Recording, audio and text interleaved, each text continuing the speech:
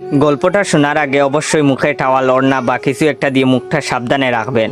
মায়ের হাতে খেলানি খেলে আমি দায়ী না। বল্টু হ উচ্চারণ করতে পারে না, হকে গো বলে ফেলে। ক্লাসে নতুন ম্যাডাম এসেছে, এবার পরিচয় পর্ব শুরু হলো। ম্যাডাম বলল, হাই ছাত্রছাত্রীরা, আমি পাখি, এবার তোমাদের পরিচয় দাও দেখি। হাই আমি মন্টু, হাই আমি সেন্টু, এভাবে যে যার মতো পরিচয় দিল। এবার বল্টুর পালা। বল্টু বলল, গাই আমি বল্টু। ম্যাডাম বললেন, কি বললে হারামি? বল্টু বলল, গাই বললাম, আপনি আমাকে গাই বলেছেন, আমিও আপনাকে গাই বললাম। ম্যাডাম বললেন, কি তোর সাহস কি করে হলো আমাকে গাই বলতে? কে তোকে এসব বলতে বলেছে, বল আমাকে। বল্টু বলল, প্রধান শিক্ষক, তিনি বলেছেন ম্যাডাম এসে সবাইকে গাই বলবে, তোমরাও ম্যাডামকে গাই বলবে। বল্টুর কথা শুনে ম্যাডাম কাঁদা শুরু করলো। এমন সময় পাশের ঘর থেকে হেড স্যার আসলো।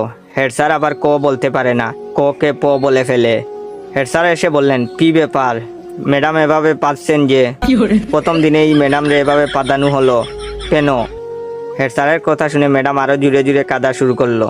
হেড স্যার বললেন, প্লিজ ম্যাডাম, আপনি এত জুড়ে জুড়ে পাদবেন না, আজ আপনার প্রথম দিন, আপনি এত জুড়ে জুড়ে পাদলে মানুষ কি ভাববে? প্লিজ আস্তে আস্তে পাদুন, তাহলে আমরা ছাড়া আপনার পাদার শব্দ অন্যরা শুনতে পাবে না। হেড স্যারের কথা শুনে ম্যাডাম তো কাঁদতে কাঁদতে বেঞ্চের উপর শুয়ে পড়লো। এমন সময় টিওনো হাজির। টিওনো আবার শ বলতে পারে না, শকে ম বলে ফেলে। টিওনো, কি ব্যাপার ম্যাডাম, আপনি এখানে মুতলেন কেন? বেঞ্চের উপর মুতলে কি ভালো লাগবে? আপনার মুতার দরকার হলে আমাদের বলতে পারতেন, আমরা আপনাকে বিছানা তৈরি করে দিতাম, বিছানায় আপনি আরামে মুততে পারতেন। এমন সময় শিক্ষামন্ত্রী হাজির।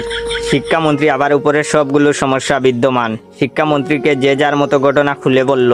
বল্টু বলল, আমি ম্যাডামকে গাই বলেছি। হেড স্যার বললেন, আমি ম্যাডামরে আসতে পারতে বলেছি। টিওনো বলল, ওদের কথার জন্য ম্যাডাম বেঞ্চের উপরে মুততেছিল, তাই আমি ম্যাডামকে বিছানায় মুততে বলেছি।